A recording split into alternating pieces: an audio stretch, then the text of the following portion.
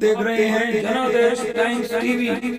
मैं सुशील बंसल हरियाणा जनादेश टीवी की ओर से आपका स्वागत करता हूं। आज हम आपको रूबरू कराएंगे पूर्व मुख्य संसदीय सचिव व पूर्व विधायक चौधरी प्रहलाद सिंह गिलाखेड़ा जी से। आज हम इसी कड़ी में उनके फार्म हाउस पे पहुंचे हैं, जिन्होंने पिछले कई वर्षों से परंपरागत खेती को आधुनिकता की ओर ले जाने में बड़ी महत्वपूर्ण भूमिका निभाई है। आइए पहले हम आपको उनके फार्म हाउस का दृश्य दिखाते हैं। जैसा कि मैंने आपको बताया कि आज हम उस शख्सियत से आपको रूबरू कराएंगे जो एक कृषक, खिलाड़ी व राजनीतिज्ञ हैं, और राजनीति उन्हें विरासत में मिली है क्योंकि उनके दादाजी चौधरी गंगाराम जी 1952 में फतेहाबाद के पहले विधायक बने थे। तो आज उनसे राजनीति की, किसानों की हम बात करते हैं उस शख्सियत से जो कि हमारे साथ हैं, चौधरी प्रहलाद सिंह गिलाखेड़ा जी, पूर्व मुख्य संसदीय सचिव हरियाणा सरकार। प्रहलाद जी, आपका हरियाणा जनादेश टीवी पर स्वागत है। धन्यवाद सुशील जी। सबसे पहले तो मैं आपके जनादेश टाइम के माध्यम से आपके सारे व्यूअर्स का आभार व्यक्त करता हूं, धन्यवाद करता हूं, खैर मकदम कहता हूं। प्रहलाद जी, आप 2 चुनाव हार गए और 1 चुनाव आपने जीता। हार हताशा को पैदा करती है, लेकिन आपके हौसले हमेशा से मैं बुलंद देखता हूं, तो इसका क्या कारण? राजनीति के अंदर सुशील जी, हार नाम की कोई चीज़ नहीं होती। चुनाव जो होता है, ये चुनाव तो एक राजनीतिक खेल है, तो इसके अंदर आदमी खेलता है, तो खेल के अंदर कभी हार कभी जीत। लेकिन जहाँ तक हताशा की बात है, तो पब्लिक लाइफ के अंदर, चुनाव के अंदर जब आदमी जाता है ना, उस वक्त उसके दिमाग में सिर्फ एक ही बात होनी चाहिए कि मैं जो चुनाव के अंदर अपनी बात लेके जा रहा हूँ, लोग इसको पसंद करेंगे तो वोट दे के वो जिता देंगे, अगर लोगों को पसंद नहीं है तो वो वोट नहीं देंगे। इसलिए हताश होने का कारण ये नहीं है, क्योंकि ये पब्लिक के अंदर जो लोगों का फैसला होता है वो सर्वमान्य होता है।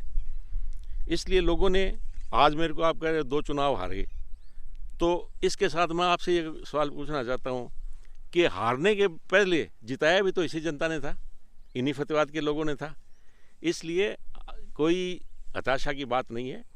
पब्लिक लाइफ में है, लोगों की नुमाइंदगी करते हैं, तो आज विपक्ष में रहते हुए हमारा फर्ज बनता है, दायित्व बनता है कि सरकार की कोई भी नाकामियाँ हों वो लोगों के सामने उजागर करें, और लोगों के जो दिक्कतें हैं वो सरकार के सामने लेके आएँ ताकि उनका समाधान हो। इसलिए हताश होने का तो कभी मतलब ही नहीं, और मैं तो ज़िंदगी में कभी हताश होता ही नहीं, और हार कभी ना माननी, ना कभी हार मानते। आपने पिछले चुनाव भी कांग्रेस से लड़े हैं, आगे आप हरियाणा में कांग्रेस का क्या भविष्य देखते हैं?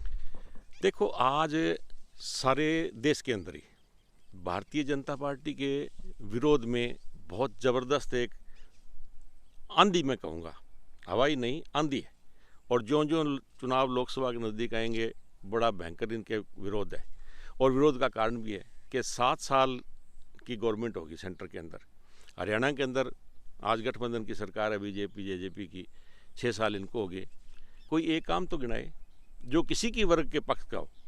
इसलिए कांग्रेस का भविष्य बहुत ही उज्जवल है, और आने वाले इलेक्शन के अंदर लोग बीजेपी को वोट नहीं डालेंगे, तो हरियाणा के अंदर आने वाले वक्त में कांग्रेस की सरकार बहुत ही थम्बिंग मेजोरिटी के साथ बनेगी। ये चुनाव के अंदर आप देख लेना, बहुत भविष्य उज्जवल है कांग्रेस का हरियाणा के अंदर। हरियाणा में कांग्रेस का उज्जवल भविष्य बता रहे हो, लेकिन परंतु फतेहाबाद में अभी पूर्व विधायक बलवान सिंह दौलतपुरिया कांग्रेस को बीजेपी को छोड़कर और कांग्रेस में आ गए हैं। तो अगले चुनाव में क्या आपका और उनका टिकट के लिए घमासान मचेगा? देखो, ये टिकट की बात आज ही नहीं है। जहाँ तक बलवान जी आए हैं पार्टी में, स्वागत है, पार्टी मजबूत हुई है। और जब चुनाव आएगा तो चुनाव के अंदर पार्टी किसको टिकट देती है वो तो जब चुनाव आएगा तो पता लगेगा। आज हमारे सामने कोई चुनाव का कंपटीशन नहीं है, आज चुनाव की बात नहीं है।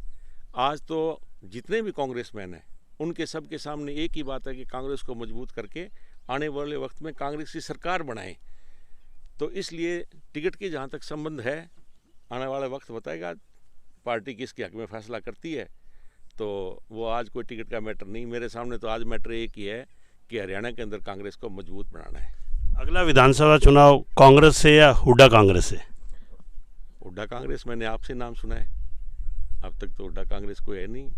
चौधरी भूपेंद्र सिंह हुड्डा आज कांग्रेस के सर्वमान्य नेता हैं, और हरियाणा ही नहीं, सारे उत्तरी भारत में अगर आप निगाह मारो तो चौधरी भूपेंद्र सिंह हुड्डा से बड़ा हरियाणा के कोई किसान चेहरा कांग्रेस के पास नहीं है। इसलिए चौधरी भूपेंद्र सिंह हुड्डा ना तो कोई कांग्रेस से अलग है, ना कांग्रेस हुड्डा साहब से अलग है।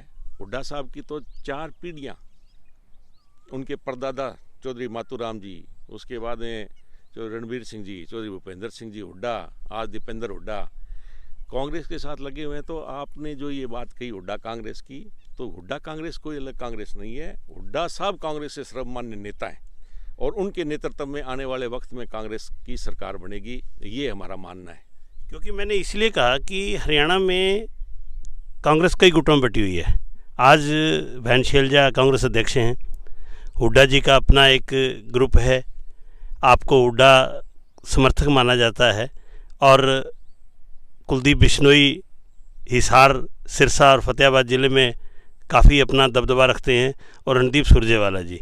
इसीलिए मैंने आपसे पूछा कि कांग्रेस के इन चारों जो है नेता अपने अपने क्षेत्र में अपने अपनी दावेदारी प्रस्तुत करेंगे, तो कांग्रेस का कैसे बात बनेगी? देखो, कांग्रेस एक बहुत बड़ी राजनीतिक पार्टी है, 100 साल से पुराना कांग्रेस का इतिहास है। तो कांग्रेस पार्टी में जैसे आपने ये बात की, गुटबाजी की बात नहीं है। ये कई बार नेताओं के अंदर आपस में मनभेद तो हो सकता है, लेकिन जब चुनाव आता है तो मतभेद नाम की कोई चीज़ नहीं।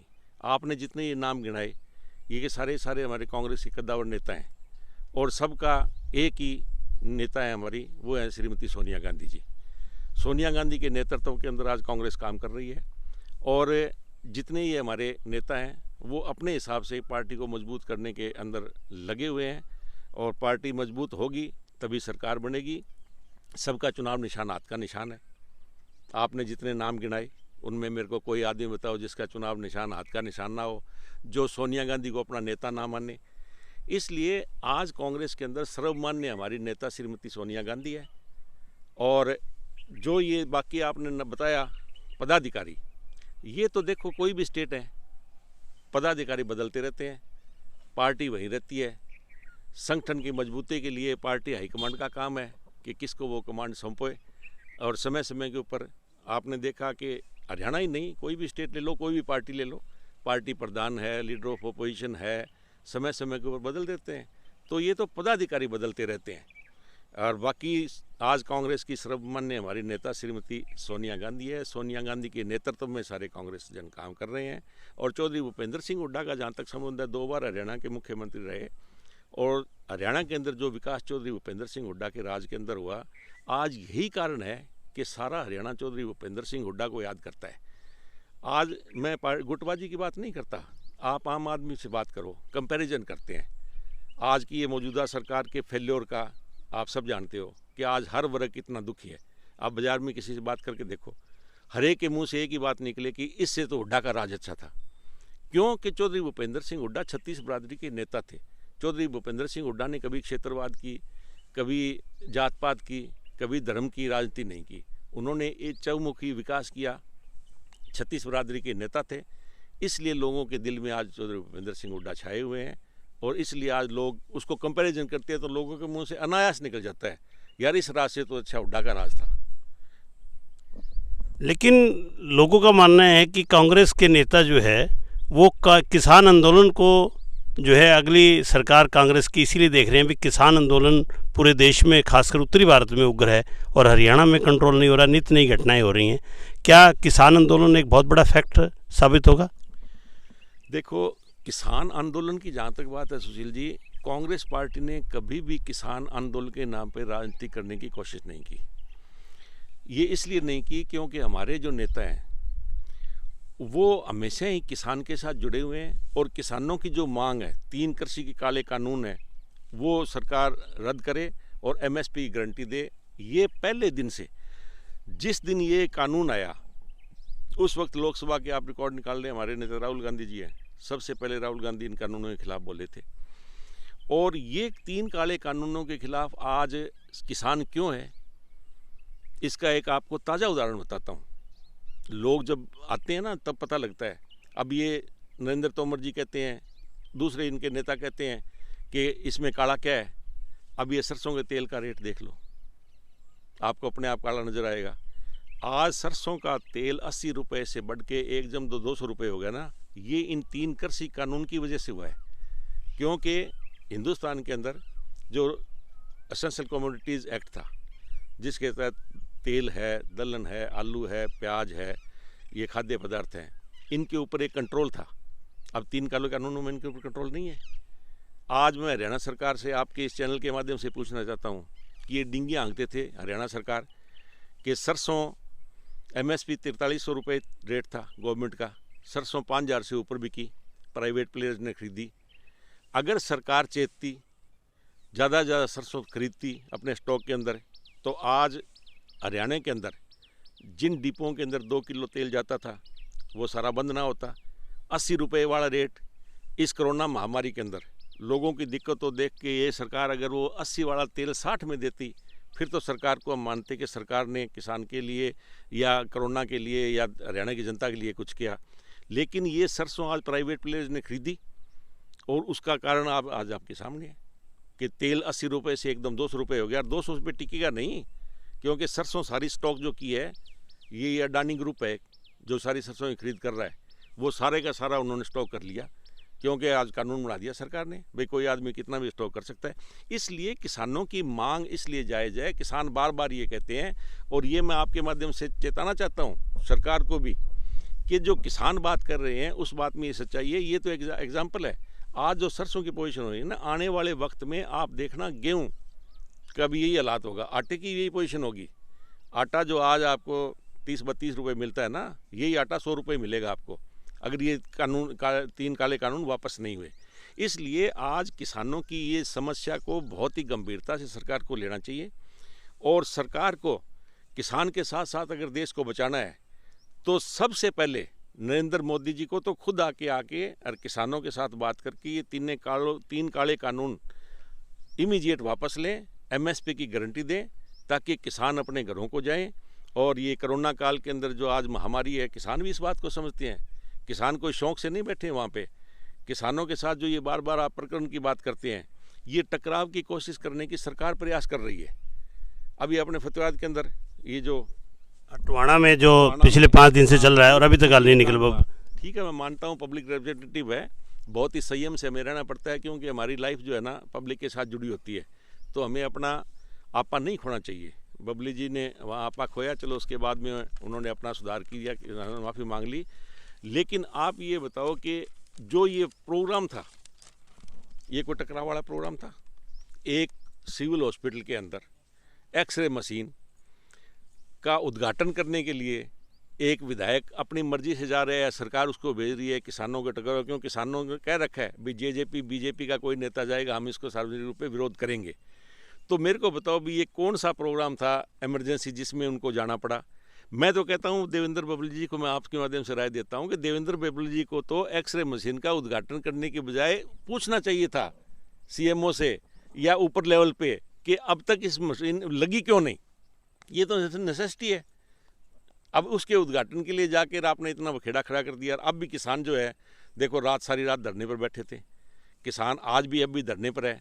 सरकार बात कर लेती है, उसके बाद में बात से पीछे हट जाती है।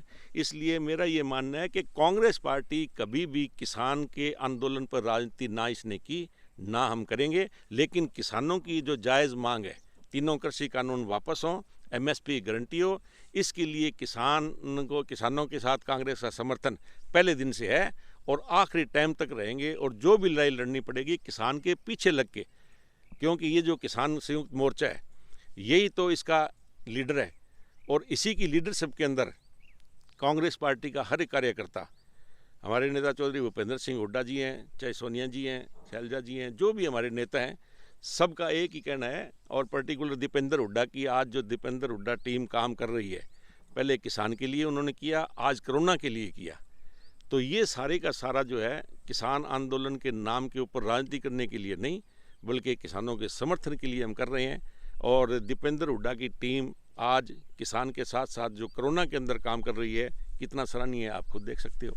परंतु जनता का मानना है कि किसानों को उग्र नहीं होना चाहिए। जनप्रतिनिधि अगर कोई कार्यक्रम करते हैं, सरकारी कार्यक्रम का तो विरोध ठीक है, परंतु अगर कोई कार्यक्रम जनरल भी करते हैं तो भी उनका विरोध कर रहे हैं, ये तो गलत बात है ना। क्योंकि आप जनप्रतिनिधि रहे हैं और किसी भी सरकार में अगर जनप्रतिनिधि का किसान इस तरह उग्र होकर अगर विरोध करेंगे फिर तो कोई भी जनप्रतिनिधि सड़क पर आएगा नहीं। देखो, इसमें कई बार ऐसा होता है कि जब एजिटेशन होता है, 6 महीने हो गए किसानों को बैठे हुए, बार बार किसान एक ही बात कहते हैं कि हम सरकार के जो लोग आएंगे हम उनका विरोध करेंगे।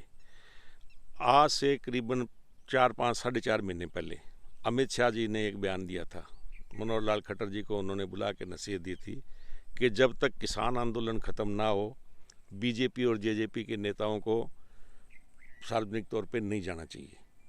उसके बावजूद भी ये कि हरियाणा प्रदेश ही है, मनोहर लाल जी खट्टर जी और दुष्यंत जी की क्या इसके पीछे मंशा है, क्यों बार बार आके ये इस तरीके किसानों के बीच में आते हैं और बिना ही कोई प्रोग्राम। अब मनोहर लाल जी खट्टर हिसार आए, अब मेरे को आप बताओ भाई, हिसार के अंदर जो कोविड सेंटर इन्होंने बनाया, जिंदल मॉडर्न स्कूल के अंदर एक टेम्परेरी हॉस्पिटल इन्होंने किया टेम्परेरी, उसमें मेरे को बताओ सरकार के क्या कंट्रीब्यूशन है।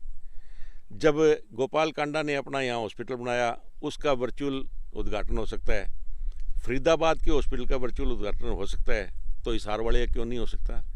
लेकिन क्योंकि यहाँ किसान जो है वो थोड़े से उग्र हैं इस इलाके के अंदर, इसलिए ये सोचते हैं किसानों की जो ये बात है। अब मेरे को उन बात में सच्चाई नज़र आती है, जो राकेश टिकैत जी दूसरे किसान नेता बार बार कह रहे हैं कि हरियाणा सरकार ये चाहती है कि दिल्ली से ये एजिटेशन जो है कन्वर्ट होकर हरियाणा में चला जाए, लेकिन ऐसा नहीं होगा, किसान ऐसा नहीं होने देंगे। और इसका आप देख सकते हो कि इस तरीके का बार बार ये उग्र करने की कोशिश करते हैं तो फ्रस्ट्रेशन आ जाती है। इसलिए कई बार ऐसा होता है, बाकी किसान की मंशा नहीं होती, किसान नुकसान पहुंचा के राजी नहीं, विरोध कर सकता है। लेकिन कई बार अब जैसे इंसिडेंट बबली जी वाला हो गया, वहाँ पर भी विरोध हो रहा था, लेकिन तकरार आपस में होगी, गाली गलोच होगी, तो देखो उसमें थोड़ा सा आदमी कहीं कोई आदमी का टेम्पर लूज हो जाता है। नहीं होना चाहिए, ना किसानों की तरफ से होना चाहिए ना उनकी तरफ से, लेकिन विरोध किसानों का जायज़ है। और विरोध क्या जायज़ है, किसानों की मांग जायज़ है। और सरकार को तो अब से पहले, बहुत पहले समझ लेना चाहिए मोदी जी को कि आज पहले ये सोचते थे लंबा एजिटेशन चलेगा तो किसान जो है वो थक जाएंगे, नहीं हुआ।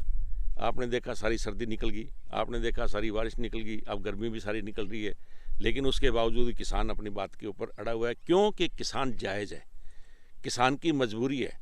किसान इस बात को भली भांति समझता है कि अगर ये 3 काले कानून वापस ना हुए तो किसान की किसानी भी खत्म हो जाएगी और देश की अर्थव्यवस्था बिल्कुल चौपट हो जाएगी। और किसान के साथ साथ जो किसान से जुड़े हुए लोग हैं, चाहे गरीब हैं, मजदूर हैं, आड़ती हैं, हमारे मुनीम भाई हैं, हमारे तोले हैं, जो भी हैं, जो कम्युनिटी किसान से पैदा किया हुआ अनाज खाती है, वो सारी की सारी किसान से पहले इफेक्टिव होगी। किसान तो खुद पैदा करता है।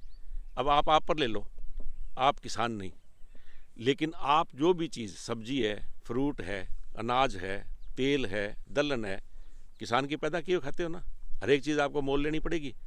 तो अगर सरसों की तेल की वजह से सुशील जी हर एक चीज़ के रेट बढ़ गए, आप कहाँ तक अफोर्ड करोगे। इसलिए किसान जो लड़ाई लड़ रहा है अपने लिए नहीं, किसान हर आदमी के लिए लड़ाई लड़ रहा है। इसलिए किसान आज जो है ना डटा बैठा है और हर आदमी को किसान का हर हालत के अंदर साथ देना चाहिए।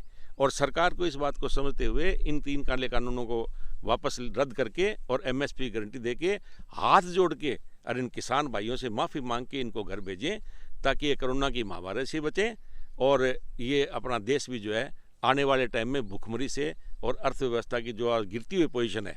अब आपने देखा कोरोना काल के अंदर जीडीपी जितनी डाउन हुई, उसको अगर थोड़ा बहुत संभाल के रखा है तो इस किसान वर्ग ने रखा है। अगर अर्थव्यवस्था को आज अगर किसानों ने संभाला है तो इसलिए किसान अन्नदाता है। इस अन्नदाता की कदर मोदी जी को और खट्टर साहब को करनी चाहिए और ये एजिटेशन जल्दी से जल्दी ख़त्म करवाना चाहिए। भाजपा और जसपा गठबंधन की सरकार को आप किस प्रकार से देख रहे हैं? सरकार है ही नहीं, कहाँ है सरकार बताओ। नहीं, सरकार तो हरियाणा में भाजपा और जसपा की मानी जाएगी जब तक चुनाव नहीं होंगे, तो लेकिन उनकी कार्यप्रणाली को गठबंधन की सरकार चल रही है, उस पर आप क्या टिप्पणी करें? एक बात बताओ, सरकार बने हुए कितना टाइम होगा? 1.5 साल हो गया। 1.5 साल। किसान रजिस्ट्रेशन को 1 साल हो गया, 6 महीने से किसान है। अब आप मेरे को बताओ भी, मुख्यमंत्री उप मुख्यमंत्री सरकार के 2 ही मेन है ना, ये दोनों के दोनों आदमी किसी प्रोग्राम में अपने कॉन्स्टिट्यूंसी में नहीं जा सकते, अपने हल्के में नहीं जा सकते, अपने लोगों के बीच में जाके लोगों की समस्या नहीं सुन सकते, लोगों से पूछ नहीं सकते, लोगों के बीच में बैठ नहीं सकते, तो कहाँ है सरकार? ये तो कहते हैं कि विपक्ष ने किसानों को उकसा दिया कि भाई आप हर कार्यक्रम का विरोध करो, इसीलिए ये नहीं जा रहे। अब मेरे को आप बताओ, विपक्ष की जहाँ तक बात है, आज मेजोरिटी में तो सरकार है ना। अगर विपक्ष किसानों को उकसा रहा है तो सरकार को किसानों को मनाना चाहिए, और अगर सरकार में यही कैपेसिटी ना है तो वो विपक्ष जिसको आप कहते हो उसको सौंप दे। वो किसानों को अगर उकसा रहे हैं तो सरकार उनको सौंप दे, वो किसानों को मना लेंगे। अगर विपक्ष की सरकार मानता है, जनता चुनाव में सौंपेगी ना जी सरकार को। मेरे को ये बताओ ना, आप भी, मैं तो आपकी बात का जवाब दे रहा हूँ भाई, सरकार अगर ये कहती है विपक्ष ही सारा कुछ कर रहा है तो विपक्ष को सौंप दे। इसलिए आज सरकार नाम की कोई चीज़ नहीं है। सरकार तो ये सिर्फ एक गठबंधन क्या है, ये तो एक ठगबंधन है। आज सारे हरियाणा प्रदेश के अंदर कोरोना महामारी है, कितने कितने घोटाले। अब मेरे को बताओ भाई, अब शराब का घोटाला पहले हुआ, अब जिस दिन ये कोरोना का लॉकडाउन लागू हो जाता है शराब की बिक्री शुरू हो जाती है। अब सरेआम कभी रजिस्ट्री घोटाला, शराब घोटाला, धान घोटाला, खरीद घोटाला, तो मतलब कितने घोटाले इन सरकार ने किए हैं और किस तरीके से लोगों को लूटा है वो आपके सामने है। आज एक वर्ग आप मेरे को बता दो, एक सिंगल वर्ग जो इस सरकार से खुश हो, कोई, ये 6 साल हो गया हरियाणा के अंदर, एक कोई मेरे को नया प्रोजेक्ट बता दो। नहीं, घोटाले बात करते हैं यहीं की राजनीति की, कि आपने चौधरी धूड़ाराम जी को पिछले 2 चुनाव से पहले हराया, उसके बाद बलवान सिंह दौलतपुरिया विधायक बने और चौधरी धूड़ाराम विधायक बने। आपने एक बहुत चर्चित नारा दिया था जो कि पूरी फतेहाबाद विधानसभा में लोकप्रिय था कि मैंने चौधरी धूड़ाराम का डोरा कर दिया लंबे समय तक। ये डोरा तो जनता कहती है कि 5 साल ही चला, इसके बारे में क्या? देखो, ये राजनीति के अंदर ये सिस्टम था। मैंने कहा और डोरा भी किया, 10 साल चला। मैं मानता हूँ इस बात को कि धूड़ाराम जी जीत के, बड़ी अच्छी बात है, पब्लिक ने जिता दिया। लेकिन जहाँ तक फतेहाबाद का संबंध है, आज आपके चैनल के माध्यम से मैं सारे फतेहाबाद के लोगों से एक बात पूछना चाहता हूँ कि मेरे 5 साल का टेन्योर फतेहाबाद के अंदर रहा, उस 5 साल के टेन्योर को किसी भी विधायक, चाहे फतेहाबाद में जब से फतेहाबाद कॉन्स्टिट्यूंसी बनी है तब से लेके आज तक, ऑन रिकॉर्ड कहता हूँ, कोई 5 साल की टर्म आप निकाल लो, जितना विकास फतेहाबाद के अंदर मेरे 5 साल के टर्म में हुआ, जितने बड़े बड़े प्रोजेक्ट मैं फतेहाबाद के अंदर लेके आया, अगर किसी भी विधायक ने, चाहे कोई मंत्री रहा, किसी भी पद पर रहा, लाए बता दो। उदाहरण के तौर पे आप बताओ, आज फतेहाबाद के अंदर पीने का पानी नहीं था, 100 करोड़ रुपए से water works, sewerage treatment plant बना के, और सारा शहर आज पीने का पानी का मोहताज नहीं था। कि सारा शहर था पीने का पानी, हम लेके आए वो प्रोजेक्ट। आज कोई भी स्टेट को अगर आपने तरक्की करनी है, मार्केट जब तक आपकी नहीं बढ़ेगी तब आपके पास पार्किंग की व्यवस्था ना हो, हमने मल्टी लेवल पार्किंग बनाई। आज भी मैं चैलेंज करता हूँ, किसी म्यूनिसिपल कमेटी, मार्केट, इसकी नगर परिषद की, नगर पालिका की, नगर निगम की, आज भी कहीं भी मल्टी लेवल पार्किंग नहीं है, हमने बनवाई। क्यों? कि मुझे पता था कि अगर मार्केट को डेवलप करना है तो पार्किंग की व्यवस्था जरूरी होनी चाहिए। सारे शहर के अंदर लाइट की व्यवस्था, सफाई की व्यवस्था, कभी हड़ताल 5 साल में, 5 साल का आप रिकॉर्ड निकाल लो, कभी किसी सफाई कर्मचारी ने, किसी डिपार्टमेंट ने तनख्वाह के लिए अगर हड़ताल की हो, मैं उसका जिम्मेवार बैठा। लॉ एंड ऑर्डर की सिचुएशन आप निकाल लो, 5 साल के अंदर मेरे टेन्योर के अंदर जो लॉ एंड ऑर्डर की सिचुएशन रही, आज उसका आप कंपैरिजन कर लो। तो मतलब कितने प्रोजेक्ट बनाए। एजुकेशन के हिसाब से देख लो आप, एजुकेशन के हिसाब से पहला कॉन्स्टिट्यूंसी है जिसमें 2 आरोही मॉडल स्कूल बनग्राम में और सरवरपुर में बने, 3 कस्तूरबा गांधी स्कूल किरडान में, कुम्हारिया में और इसमें अपने नैला में बने। इसी तरीके स्कूल अपग्रेड की बात हुई। मतलब कोई भी चीज़ आप कंपैरिजन कर लो। तो इसलिए ये क्यों हुआ? क्योंकि चौधरी भूपेंद्र सिंह हुड्डा को, जैसे मैंने आपको कहा, चौधरी भूपेंद्र सिंह हुड्डा की एक सोच थी। विकास पुरुष के नाम से भूपेंद्र हुड्डा को ऐसे नहीं कहा जाता, यही कारण था। किसान की बात करो, आप जाके पड़ताल कर लो, ये भट्टू इलाका है, रेतीला इलाका है, यहाँ पर जितने पक्के खाड़ हुड्डा साहब के टेन्योर में हमने बनाए, आज तक किसी ने बनाए। नहर के पानी का आज कहाँ गया? नहर का पानी, नहर का जो सिस्टम था बिल्कुल एक्यूरेट टाइम पर नहर का सिस्टम था, पानी चलता था, किसान को पानी मिलता था। आज किसान पानी के लिए तरस रहा है, पीने के पानी की लाले पड़े हुए हैं। बिजली के रेट देख लो, कोई भी चीज़ आप ले लो, ये पॉसिबल सिर्फ इसलिए है सुशील जी क्योंकि चौधरी भूपेंद्र सिंह हुड्डा का आशीर्वाद था और उनकी एक सोच थी। जो भी प्रोजेक्ट हम हुड्डा साहब के पास लेके जाते, पब्लिक का हुड्डा साहब उसके ऊपर उसी वक्त उसको मंजूर करते। और कोई भी इतने बड़े बड़े काम है, 100 करोड़ का काम है, आप रिकॉर्ड निकाल लो, टाइम से पहले पूरा कराया। आज एक बात आपको और कहना चाहता हूँ, हॉस्पिटल की ज़रूरत है, कब का ही हॉस्पिटल बन के तैयार हो जाता, अब तक नींव नहीं रखी गई। मैंने सारा प्रोजेक्ट तैयार किया था, आपको शायद जानकारी होगी, नहीं आप जाके ऑन रिकॉर्ड निकाल लेना। ये जो सिविल हॉस्पिटल है, इसकी जगह 200 बेड का हॉस्पिटल हमने प्लानिंग कर ली थी। और सारी मेरी प्लानिंग क्या थी? मेरी प्लानिंग ये थी कि ये जो जगह है ये तो हम हुड्डा को देंगे और हुड्डा से बाहर जगह लेके हॉस्पिटल बनाएंगे। और इसी तरीके से मेरी बस स्टैंड की प्लानिंग, बस स्टैंड का उद्घाटन नहीं हो उसका, हॉस्पिटल की नींव नहीं रख सके। फतेहाबाद के हॉस्पिटल के अंदर ब्लड बैंक की ज़रूरत थी, मैंने शुरू करवाया। सारी फैसिलिटी मेडिकल की जो थी, आज डॉक्टरों की कमी है, हमने कोशिश की डॉक्टरों की कमी ना हो, हमने कोशिश की टीचर्स की स्कूलों में कमी ना हो। आज क्या हालात हैं, आज आपको हैरानी होगी, रेवेन्यू के अंदर 8-8 गांव का एक पटवारी है। पंचायत के अंदर कहते पंचायत का काम नहीं होता, एक सेक्रेटरी के पास 8-8, 9-9 गाँव है। पंचायत के पड़ताल कर लो आप, है ही नहीं कोई। इसलिए मैं आपको कहता हूँ कोई सरकार नहीं है, ये तो राम भरोसे चल रहा है, एडमिनिस्ट्रेशन के ऊपर कोई कंट्रोल ही नहीं है। जजपा की भविष्य क्या देखते हैं जजपा पार्टी? जजपा के साथ तो जो गुरुत्व आकर्षण का नियम होता है ना, वो आपने पढ़ा होगा। जो चीज़ जितनी तेज़ी से ऊपर चढ़ती है ना, वो उसी स्पीड से नीचे गिरती है। वो गुरुत्व आकर्षण का नियम अगर सही फिट हुआ है तो ये जजपा पार्टी के ऊपर हुआ है। ये पार्टी जितनी जल्दी उठी थी, आज उससे कितना ही ज़्यादा गहरे चलेगी, कोई भविष्य नहीं है। आने वाले टाइम में जजपा पार्टी का कहीं खाता ही नहीं खुलेगा और इनके कैंडिडेट जो है ना, वो गांव में जाने के लायक ही नहीं रहेंगे, ये वोट ही नहीं मांग सकेंगे। ये है इनका भविष्य। अगले चुनाव में अगर भूपेंद्र सिंह हुड्डा को कांग्रेस की कमान सौंप दी तो क्या स्थिति रहेगी? बहुत बढ़िया तरीके से गवर्नमेंट बनेगी। जैसे मैंने आपका 36 बिरादरी के नेता है चौधरी भूपेंद्र सिंह हुड्डा, सर्वमान्य नेता हैं, 36 बिरादरी के सर्वमान्य नेता है। बाकी पार्टी हाईकमांड ने फैसला लेना है, इस पर मैं कोई टिप्पणी नहीं करना चाहता क्योंकि ये हाईकमांड की लेवल की बात है। लेकिन मैं ये दावे के साथ कह सकता हूँ कि चौधरी भूपेंद्र सिंह हुड्डा के हाथ में कमांड आ गई तो हरियाणा के अंदर बहुत थम्बिंग मेजोरिटी से तो गवर्नमेंट बनेगी। और लोकसभा के इलेक्शन के अंदर आप देख लेना, कंप्लीट बाजी पलटी होगी, 10 की 10 सीटें लोकसभा की जीत के देंगे।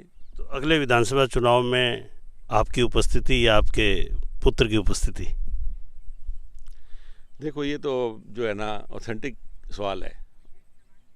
अब मैं कह दूँ मेरी उपस्थिति तो ये हाईकमांड का मामला है, टिकट का मामला हाईकमांड का है। पुत्र के बारे में मैं कह नहीं सकता, पुत्र ने अपनी राजनीति करनी है, कैसे करनी है नहीं करनी, मैं उसके बारे में क्यों कहूँ।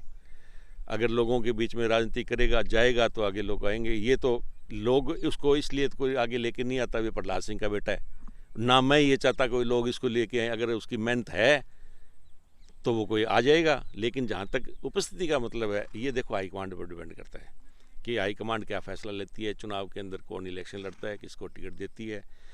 आज के दिन तो हमारी सिर्फ एक ही है कि हम कांग्रेस को मजबूत करें ताकि आने वाले वक्त में इस भारतीय जनता पार्टी और जजपा की जो सरकार आज हरियाणा को लूटने का काम कर रही है, हरियाणा को कितना पीछे लेके जा रही है, उससे उबार के वापस हरियाणा के अंदर चौधरी भूपेंद्र सिंह हुड्डा के नेतृत्व में कांग्रेस की गवर्नमेंट बने ताकि हरियाणा एक बार फिर विकास की राह के ऊपर चले। हमारी आज के दिन सिर्फ यही सोच है। बहुत बहुत धन्यवाद चौधरी प्रहलाद सिंह जी।